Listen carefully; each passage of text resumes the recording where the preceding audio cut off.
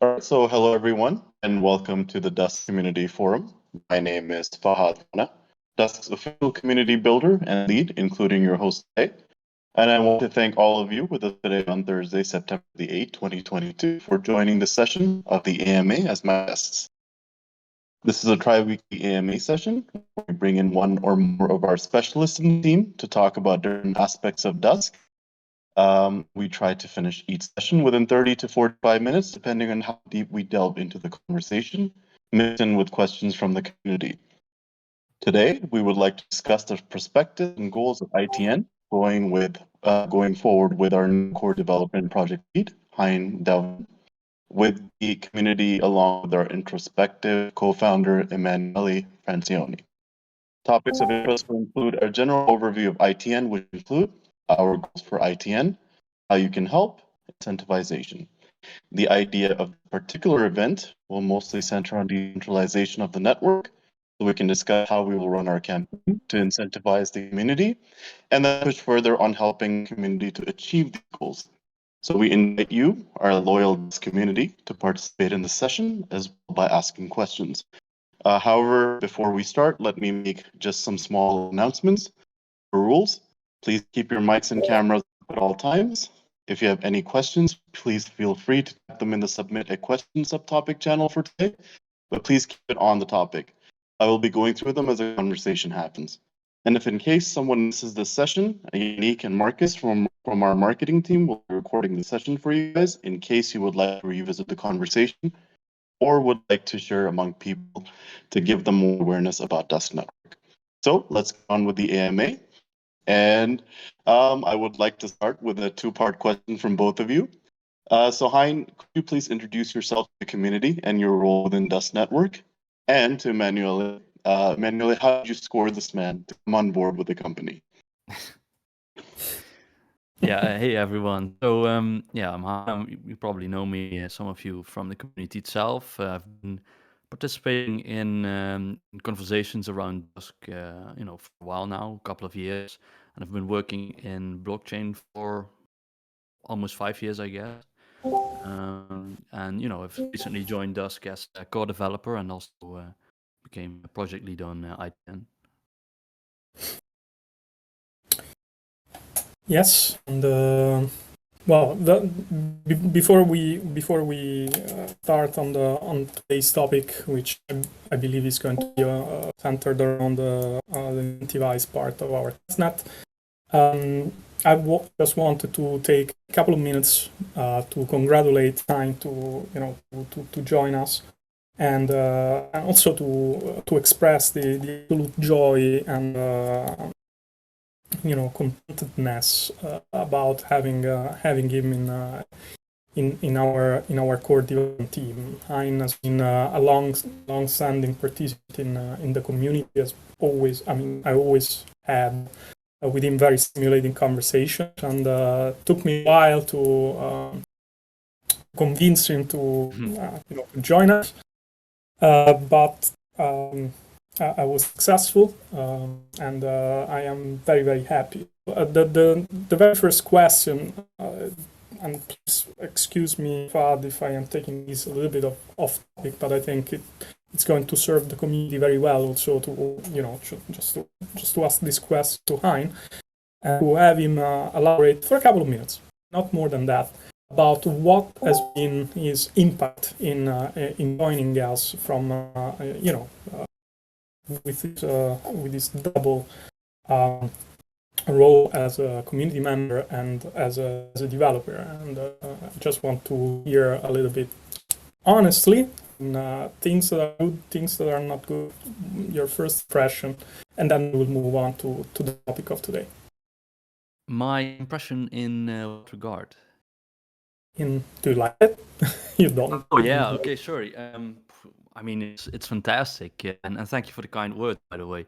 I had this particular view of Dusk, and some of it were as I expected, and some of it very, very different, and different in a good way. So, the first week was very good. Everyone was fantastic in the team. Some of them are also in here, and very nice people to work with. Also extremely knowledgeable. That's something that I've noticed as well. Like the amount of knowledge and diversity of knowledge on topics within Dusk is just, fantastic. I opted to jump in directly, so I already did some work directly in the beginning, fixing things. So that was interesting, and yeah, you get to be part of it on the speed that you want, which is very nice. So being given this task of working around ITN is also very interesting. There are a lot of stimulating discussions around that we have as a team, and yeah, that's very good. Awesome. Welcome, and we can move to today's topic. Back to you. Yeah, perfectly fine. And thanks for asking that question as well, Emanuele. It gives a good insight about how we're working in Dusk as well. I have a really good experience working with all of you as well. Absolutely how Hein put it. But now moving on to the subject at hand. So Hein, there's a question for you, and most of these questions will be, pushed towards you. So what are your goals for ITN, and were there any prerequisites leading into this phase of testnet? Yeah, so the thing with the goals is, first you have to get, of course, the requirements from everyone involved, because marketing has specific goals in mind, founders have specific goals in mind, developers have specific goals in mind, in terms of what we want to get out of ITN. So it's all about gathering those requirements and finding what is the most valuable for us as a team for doing this. So some of the goals are, of course, finding bugs and mistakes in the implementation of the protocol, attracting developers to build top of Dusk, leveling up documentation, tooling, also increasing community participation, of course, and gathering metrics on the network. So that are some of the goals that we have in mind. And how deep we go in those goals, that kind of depends on what is the needs from the different parties that we look at. So whether it's development, whether it's marketing. Yeah. All right, great. So I'm gonna actually ask a question from the community as well, going specifically into the information for how ITN is planned. So Marcel asked if there was an incentivization of tasks, and it was kind of known, or at least the information out there was that we were inspired by Tour de Sol. I think Emanuele once said this, and the other one was, is there an estimate on the duration for ITN? Are we talking a few months here if everything goes well, or should we better think in quarters? Yeah, this is a bit of this will probably be a very long-winded answer, because there are multiple aspects to this. So when it comes to looking at other projects, we've of course studied what others do with their ITNs, and try to analyze what works, what didn't work, and we of course had a playbook of prior ideas for ITN, and we took elements of that. And what I noticed with some of the other projects is that they have very short ITNs where they test a very limited amount of aspects of the network. And after talking with a lot of people in the company, I came to the conclusion that doing very short ITN wouldn't really be that valuable for us, because there are some aspects that you continuously want to try to exercise, and there are some parts that that get entered into the whole net setup later on, depending on where you are with the project itself. So and how close you are to actually launching the project. So we came up with the idea of a rolling ITN. So basically, it starts at a given point, and then you start adding new things as you go along the way to it. And that way we can do a much longer ITN as well, and try to get as much value out of ITN as we can. So it won't be a short ITN. It will probably be a couple of months, and depending on where we are in terms of what we want to test and what we want to achieve, we will add new things to it. And it's not set in stone as well. So for instance, people who are developing Node, they want certain things tested, and then okay, then we'll test it when they feel like that's the right moment. But when it turns out that they want to do something else, and that has to be delayed or put up faster, then we can put in something else that we have in the pipeline, right? So we can mix and match and be a bit freer in how we organize everything. All right, and sorry, Emma, do you have anything to add to that? Yes, I would say that most likely I think that what the community is mostly interested in is to get to get a little bit of an insight of what's going to be our outline for what concerns Incentivize. So the very first thing that is going to happen is today we are going to tackle a little bit the philosophy that is around ITN, and a little bit also the reason why we do it, and we will get into as much as possible into the mechanism of incentivization that we are thinking about. What are our goals, and most importantly, what the community can expect. This AMA, actually AHA, as I've been told it should be called. What we are not going to provide is basically the specificity or the specific mechanism that that are going to be the part of Iatn, simply because there is a more articulate article that is going to describe all different phases in details. We are going to publish the quite soon, and for soon I mean we aim to do it before basically the 15th of September, 16th of September. So there are still some parts that are there are still some moving parts that we are working.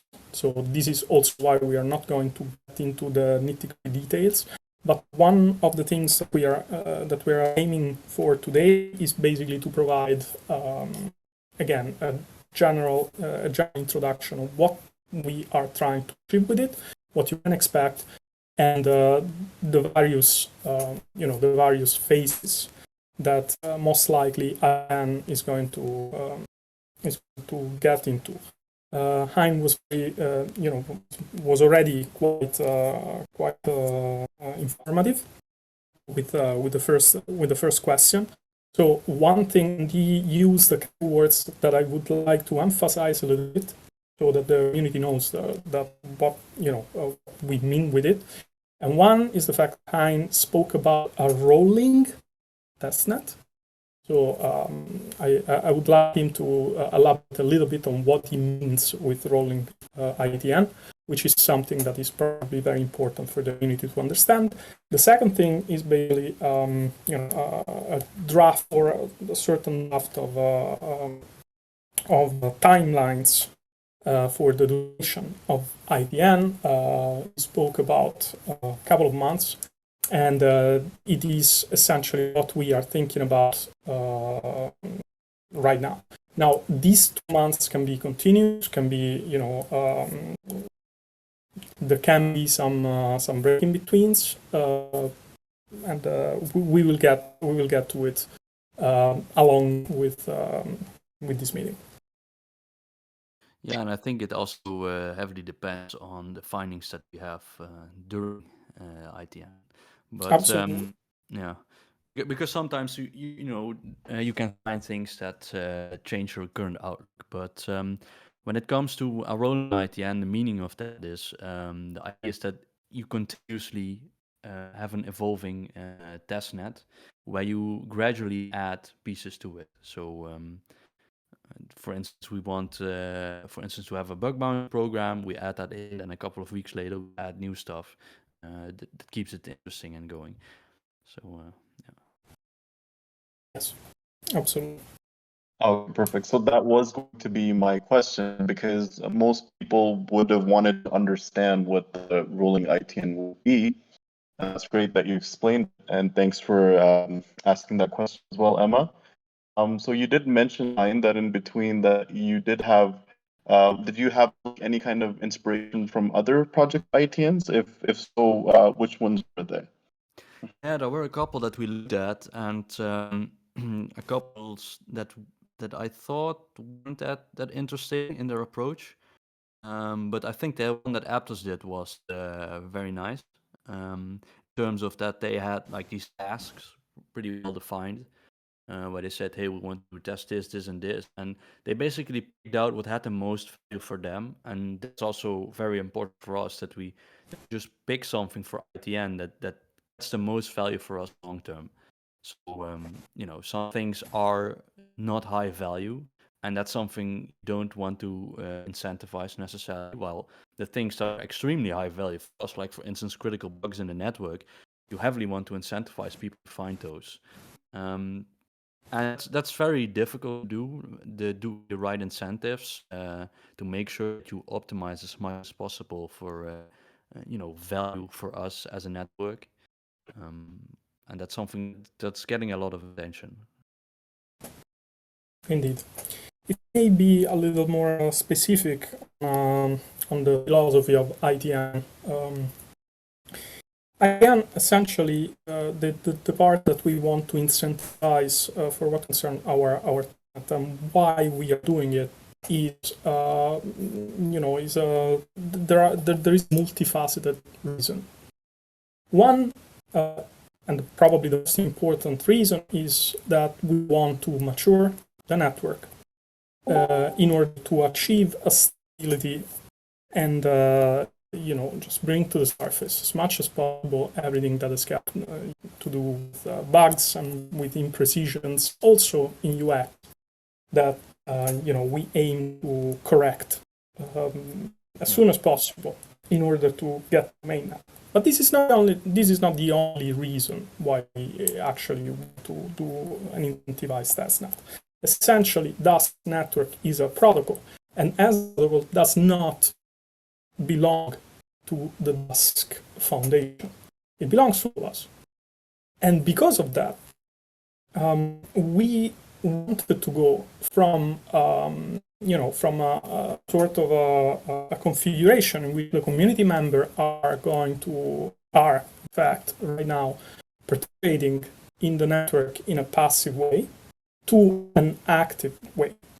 So because of that, we will most immediately, one thing that the community can expect is that probably the first phase of ITN is going to involve running nodes in the community to run part of our infrastructure. There are people that are more technical than others. There are people that have got different kind of expertise. But what we are trying to achieve is to give everybody the possibility to contribute to the network. And because of that, we want to incentivize as much as possible all the different profiles to contribute to that. What do I mean?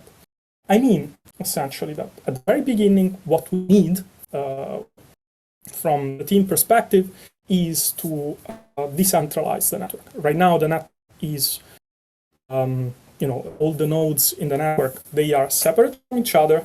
They are running, decentralized consensus, the succinct attestation. However, all those belong to the foundation.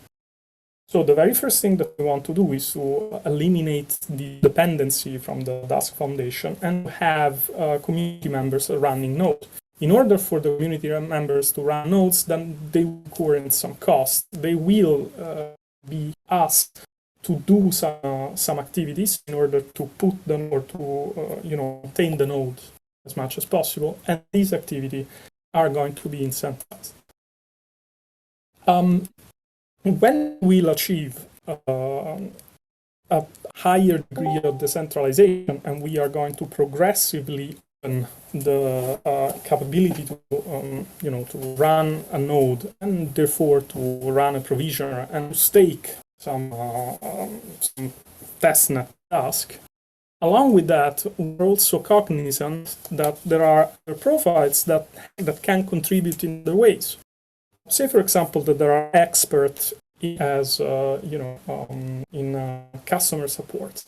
and now communication is should be carried out.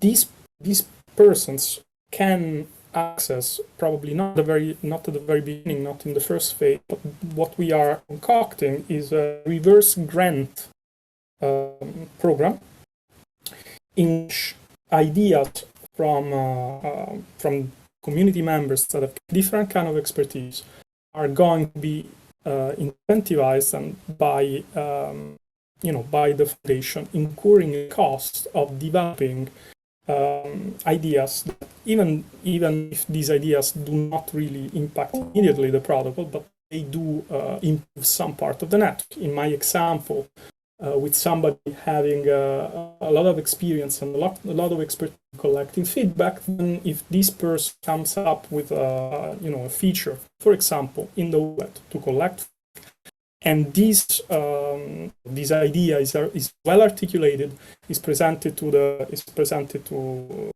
the community and to the foundation, and is deemed valid, then the incentive is going to be for the person that will come up with the idea, and also we will incur gladly the costs of implementing this idea directly in the end. So there are two different ways here that we are looking into. One, a series of different tasks that we do need accomplished in order to realize a centralization and to keep the network running smoothly or being attacked, so a primarily technical side, and also initiative from the community member themselves that can in fact morph the protocol and all different components in the stack in a way that is more proper and closer to the expertise of various different community members. So this is generally the philosophy, generally the idea. What Iatn is not, and I can assert that, is really just a way for inactive members to accrue compensation and reward passively. That's I hope that this was clear in our previous communication, but I think there is a lot of value in reiterating this here. Yeah. Hein, do you please continue? I'm sorry, stealing your thunder here. No, that's fine. But, I mean, you explained it very well. Yeah, I think that's if you want to sum it up in a short way, it's basically that we want to incentivize the things that have long-term value for us, but not only people with a fully technical background. We want to have everyone's input in a way from the community side. And that's also why it's very welcome for people to, if they find something that others have done, or if people have their own ideas, to drop it in the suggestions channel. So we really want to see more. We want to use you as a community actively engage with what we're doing here. Indeed. Yeah, thank you for that. Actually, that was one of the questions from the community. Like, what kind of kinds of community involvement would you like to see and maybe incentivize besides running nodes and finding bugs? Of course, in that scenario. But talking about the activities for the time being, like just coming up when pre-staking ends, how do you plan to incentivize the community? As in, what role can you play in building this protocol? So we're kind of getting down to nitty gritty. And how do you intend for the rewards and mechanisms of Iatn work? Yeah, so that's basically what Emanuele answered just now in a way. There is active involvement required to get rewards for participating in Iatn, right? And that can have different forms. That can have the form of executing tasks that we set forth. So there will be test cases available for testing different aspects of the network. And what I personally liked a lot as an example is how Optimism did their airdrop. They like these predefined tasks, and if you can prove that you did those tasks, there will be a reward associated with that. And on the other side, of course, you have people breaking the network. On the other side, you have people who are contributing in actually building stuff for the network. So that can be them actually implementing that, but also just ideating and then us helping finance that idea. Okay, that's great. And my other question would have been, of course, this was also kind of touched in between by Emma as well, but what is the fair incentivization value proposition for those who are less technical than others to be part of the thing of the protocol? Like, is there anything set up for them as well? Yeah, and that's difficult to properly incentivize, right? Because it's a trade-off between what we value as a protocol versus what people can contribute, and it's the highly technical nature. But as mentioned before, the ideation, for instance, that's something that people can contribute to, come up with ideas that fit our TradFi use case, for instance, and helps in accomplishing certain things that we probably haven't thought about, or maybe that we don't have the resources for to focus on right now because it's not high priority, but would be very nice to have. And if there are people in the community who come up with that, we can of course make sort of a lead on that and fund that for them. All right, Together with that, if I can elaborate a little more Please about do. this point. One thing that it needs to be clarified is that we do not want to become an elitist Iatn for technical people or for people that actually can come up with with features that in the foundation deems useful. Because there are also community members that are very willing to participate, but maybe they don't have a brand new idea to offer, or they are technical enough to run to run a node by themselves, for example, to pile the code and to do everything from scratch. To help these community members out and also to achieve a higher level of decentralization, the idea is the following. At the very beginning of Iatn, it is probably true that higher technically or more technically minded people are going to be called to participate and to be as independent as possible. Those people will access a first pool of reward. But then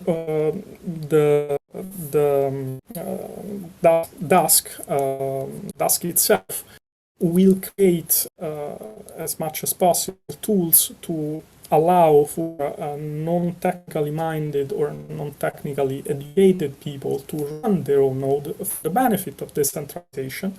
And those people, essentially, what they are going to be asked to do is just to follow specific steps that we will prepare for them. They are going to be easy to, or reasonably easy to follow. We will follow up with them so that if there are problems, then we will help them out and have them, educate them at the same time as enhancing the decentralization so that they can run parts of our infrastructure. We've been putting a lot of emphasis, for example, in running provisioners, but there are other parts of the network that it is also very important to decentralize, to delegate.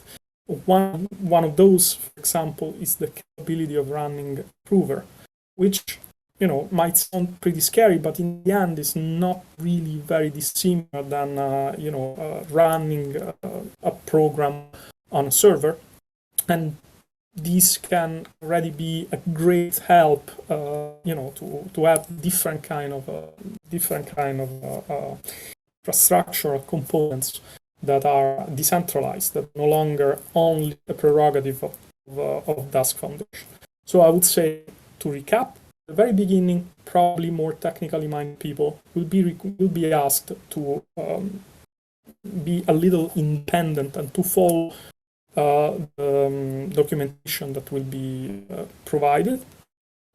Immediately after, we will try to expand this pool of nodes by involving people, community members that are not technically minded, by putting some resources at their disposal. Maybe somebody from the core team can be appointed to explain and to guide step by step into running a node, and also into running different other parts of the infrastructure, like for example the prover. And then afterwards we can get into what I called previously a reverse grant. So providing or tapping in the expertise of different kind of community members in order to expand the network. What we have got in mind. And of course, because we want to have people that have got skin in the game, then we are also going to engineer a method for these people to speak real, actually ERC20 Dusk, in order to prove that they have skin in the game. The precise mechanism on how this is going to happen is going to be published later on, but this is highly in our mind. And I am saying these things because I have seen also that there are some questions that go about this. Yeah, they actually line with these questions, Emma and Hein. So these are going to be community questions. Just going forward with the thoughts that I gave us. Sorry, I go will ahead, yes. add to what Emma just said is that part of having skin in the game when it comes to decentralization is a fantastic exercise to see how willing people are to actually log up their funds to start testing the network. So it's from two sides, right? It's like, can we see like how many people do want to have like log Dusk and then get T-Dusk, and also that we don't have people breaking or doing stuff on the network and then getting claims without having an actual skin in the game. So it's multifaceted in design. All right. So yeah, that's fantastic. I mean, it's just adding to the idea of that people need to be, part of the game to be, able to get themselves incentivized. But Yeah. The community questions kind of rolling in with this is, and you can choose to answer this any way you like. So the first question from this is multifaceted: is what are the testnet APY rights, and how will you choose node runners between applicants? How many node runners are you planning to grant in the first place? Will there be a waiting queue for being granted to run a node? What are the hardware, software prerequisites to run a node, and what is the expected contribution from the node runners? All right. Yeah, So, Hein, please, this one. I think there's some confusion when it comes to those API rates. Those are just dependent on the network itself, how it's set up. Those don't translate over to the ES20 equivalents. When it comes to choosing the participants, yeah, I have some difficulty with that concept. We're going to slowly onboard people, but incentivizing those that are early or automatically chosen, I'm not a big fan of it conceptually. But yeah, maybe Emma has different views there.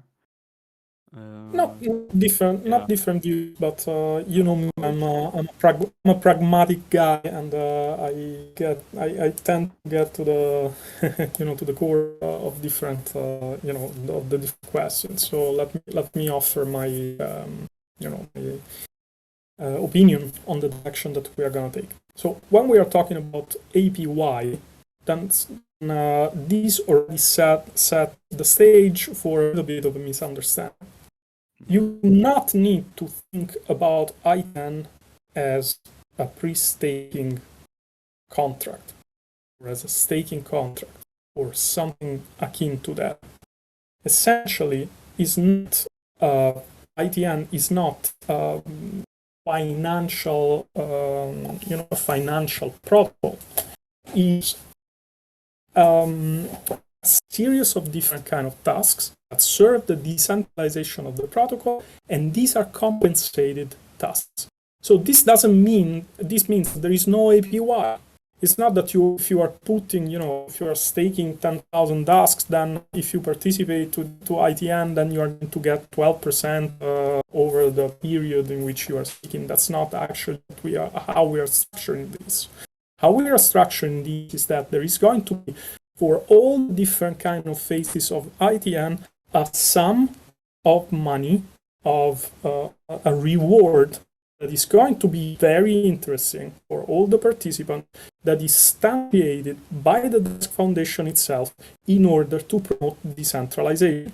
Say, for example, that this reward that is allocated for the first phase of testnet, then during the first phase of testnet, then this reward is going to, at the end of the first phase, is going to be distributed to all the participants based on certain particular rules. So if there is only one participant that wants to participate in the first phase of Iatn, because that is more technically complicated and there aren't really people that feel like doing that, and there is the hero of the community that overtake extremely complex technical tasks, and of course they are not going to be that complex, but bear me for my example, then this guy is going to have the entirety of the reward that we've been putting there.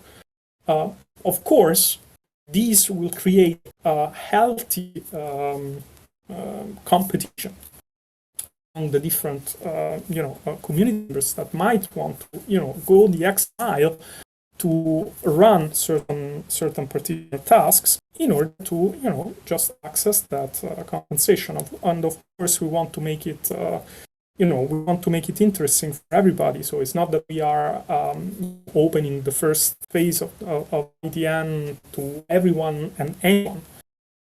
We are going to do so in a way so that at the very beginning, more technically minded people will be incentivized to participate.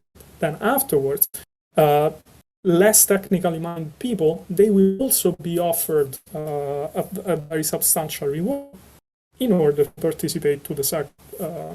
I'm calling them phases, but indeed you can think of them as a continuous stream. So let's say that the first part is going to last for 2 weeks, 3 weeks, or however long is going to last. Then at that particular point in time, there will be the compensation, the incentivization distributed. And then there's going to be another part for the technically minded. And then there's going to be a third part for which essentially, for example, we are not going to substantiate a fixed reward, but we are going to evaluate different kind of ideas coming from the community members, and those ideas that we find brilliant will probably be rewarded more.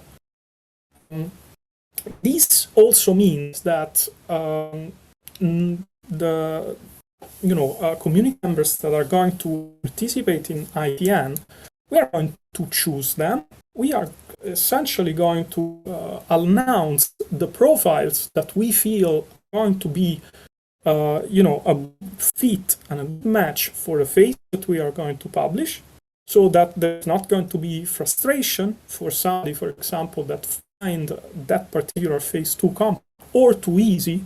And you can rest assured that there will be the possibility for everyone to participate.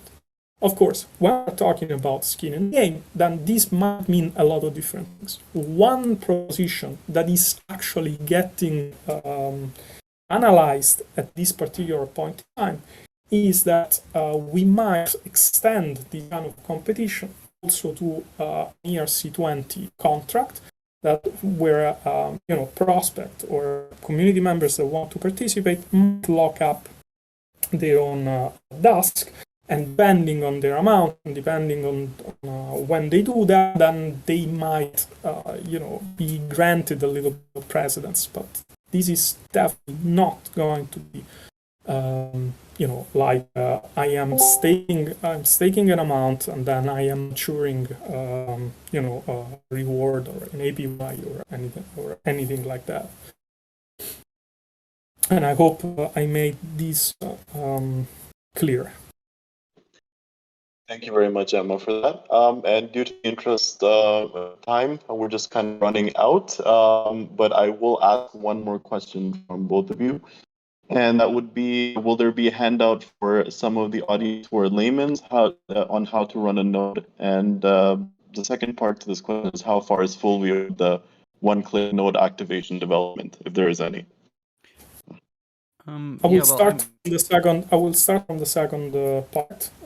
So like I said, the part that has got to do with with automating as much as possible the tasks for community members that are not completely technically minded is going to be a little later on. And the reason for that is that we also do want to not only test the decentralization, but we also want to understand where are the bottlenecks, where are the culprits in creating or in running a node, in preparing the node to run. So that is also very important. So there will definitely be a one-click deployment. There's definitely going to be a set of different steps that are very, very, very easy and will, take advantage of a lot of automation. At the very beginning, most likely, we also do want to test, to do, a lot of different manual operation to understand where the bottlenecks are. Hein, you were about to do something, I cut you off. No, that's no problem. And I guess there's also space for the community there, right? To provide not only documentation, but also whatever you want, articles, videos. And we are looking at incentivizing that as well. And it's a bit difficult to assess how you would do that, but there's room enough for everyone to contribute, also in terms of UI and UX improvement over time. So yeah, that's fantastic. Yes. It gives everyone the opportunity to be able to, add to the protocol as well. So that is a fantastic avenue for them to get into. All right. So is there anything else you both would like to add before we end the session today? Yeah, I mean, I'm glad, of course, that I was allowed to do this and be part of Dusk. It's a fantastic journey so far, and you as community members, please feel free to send us suggestions, and we'll accept them and see if we can do anything with it. Emanuele, from your end? Yes, one thing that actually I wanted to emphasize, something that has been mentioned. It definitely, I mean, one big part of Incentivize Testnet is also, bug bounty program, but it's not exactly a bug bounty program. Different kind of activities, heterogeneous activities that they do contribute to make the protocol better and to contribute also to raise awareness. In that particular case, for example, having activities like creating a wiki, or maintaining a wiki, or creating or contributing to the documentation, or contributing, with ideas for what concerns marketing, for example. These kind of things, they are definitely going to be part also of Incentivize Testnet. The level of incentivization that we've got in mind is quite big. And it is something that we really would like to positively be distributed among as many community members, old and new, as much as possible. Without really resort to quick fixes or marketing gimmicks, of course, but certainly good informational material and content that goes along with participating in the network, testing the network, trying to break the network at a later stage, which is also going to be part of our Iatn. These are all going to be activities. They are all going to be incentivized, and there will be definitely room for everybody to participate. It's fantastic, and it gets everyone in the community involved. I'm excited, and of course, all of you community members can reach out to any of us on Discord and Telegram. So that marks the end of our discussion in the AMA with Hein and Emanuele. So thank you both for being part of this AMA session, or I would say AHA, and gracing us with yourselves to our humble community of Dusk enthusiasts. It was a pleasure to hear from your outlook and your perspective on Iatn and its goals. It was indeed provoking and insightful. We look forward to seeing you on another AMA again, albeit on a different topic. So for now, to our community, thank you so much for being here today. And this includes our team members as well. I appreciate all of you for giving us your time for the topic. We will hopefully see you in the next 3 weeks for the next one. And this is being recorded, so you will be able to hear this within your convenience after the links are provided. Take care and have a good morning, evening, or wherever you are tuned in from. Take care and thank you. Cheers.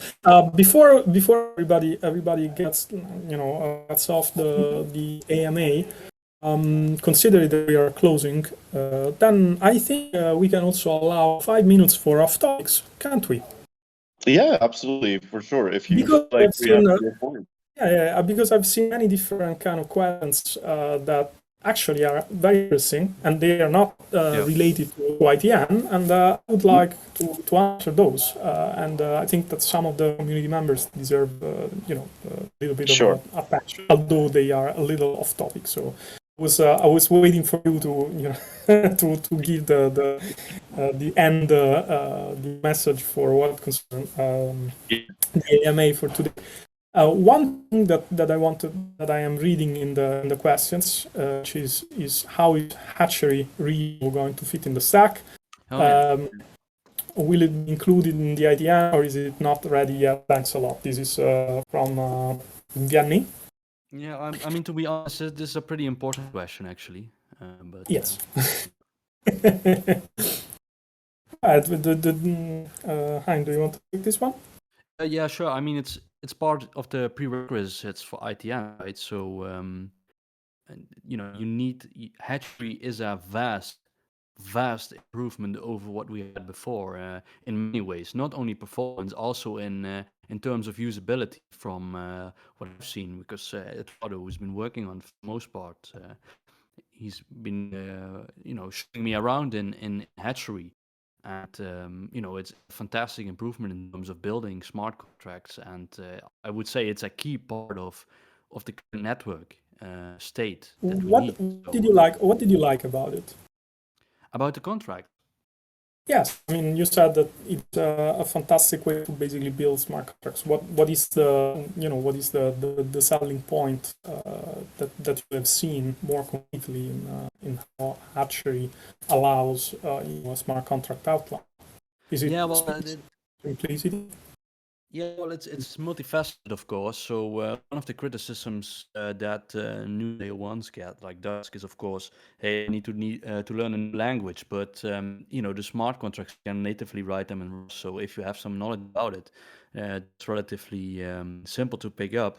And in matter of fact, based on comparing the past contracts that I saw in VM1 and in VM2 iteration that was built later on, that was very complicated in terms of having to write a smart contract. There was a lot of mental overhead, a lot of details that shouldn't be exposed to developers. While in hatchery, it's so beautiful, it's so simple to see the smart contracts, and that will development for third party so much. It's really valuable. Yes, and they really did that. They really did. Yeah, this is one of the reason why the overall hatchery has been created, because it is also very important that important third parties that we collaborate with, that they can in fact just start to get going on smart contract development, obviously with our guidance, but also with a certain degree of self-reliance.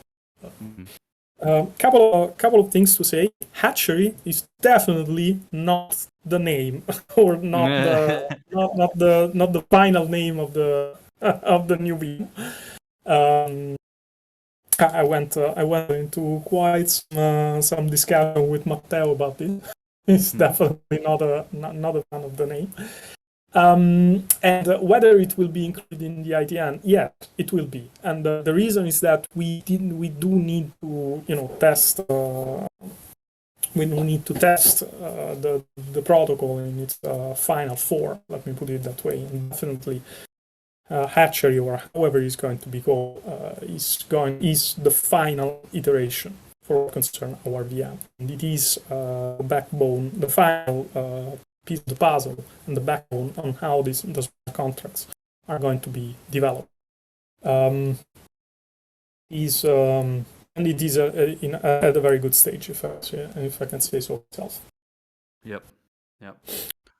Another question that I have seen, which is an interesting one, probably, again, this is probably a little off topic, is the following. What are the reasons Dusk does not have delegation staking like other tokens have? Meaning some people run the nodes and some people delegate the Dusk to them. Possible for some people that never run the nodes to do it. So obviously, it is not part of the protocol to delegate, to have a delegated stake. That said, I mean, there are reasons for it. The first and probably the most obvious reason is that we want to promote privacy, of course. It's not that Dusk does privacy to privacy. We actually have privacy at the base layer natively, because we do want to offer the capability of automated regulatory compliance for our financial protocol, which is where we focus. This is something I'm not going to stress enough. We focus Dusk Foundation, of course, focuses on bringing the traditional finance, the regulated finance, into blockchain, and to offer everybody, all our users, the capability of exerting control over also these kind of assets, not only utility tokens. So privacy is very important. So I think a protocol, specific way to do delegated stake go a little bit against this. It is also something that leads to sometimes excessive centralization, I would say. Yeah. However, while this is not part of the native protocol, nobody actually is forbidding this. So if there are a group of people, for example, that want to run a node and they want to pool a little bit of stake, then they can definitely do so. More technically minded might even create some tools in order to, on top of the protocol, in order to make this possible in an automated fashion, but certainly not part of the protocol as is right now. Hein, do you want to comment on this? Yeah, I think it's from an engineering point of view, there are some trade-offs there. Like for instance, delegated proof of stake, if it's made in a very simple way, it's easy for people to run nodes because they delegate stake. Then they don't have to run it themselves, because on the other side you have the centralization risk. And on the other side, what delegation can do is, if you have multiple clients, you do client diversity of nodes, a centralized entity can more split that more evenly, which is harder to do when you are fully decentralized. But that's not really something that's relevant for us right now, and I'm sure if it will be in the future. But yeah, I'm personally not a big fan of the delegation aspect of it. But people can do whatever they want in that sense. You don't like EOS? Well, maybe that's an exception, but no, but you know what I mean, right? I mean, it's you want to build a neutral network, a neutral base here, and when you end up with a couple of big firms getting that big stake, like you see in Ethereum already happening, I consider that a negative development. But everyone has Yes. their own view on that. Okay, so the last one, and then I will let you guys go, is the following. ITN is completely independent of testnet cycle, right? It will run through Light to Alba, at least. I'm not really sure what's meant with completely independent of testnet cycle. One thing is sure, so ITN will definitely test part of the functionalities or the new functionalities that we will release alongside the different cases. And so there isn't really a testnet cycle as much as there is a testnet roadmap, of course. If these points to the release cycle, ITN is going to be completely oblivious of any kind of release cycle, which is going to run normally in parallel, and only every so often the libraries and features that are going to be released are going to be deployed on our testnet. Certainly, ITN is going to, some of the testing is going to touch upon normally the features and the libraries that we are going to release.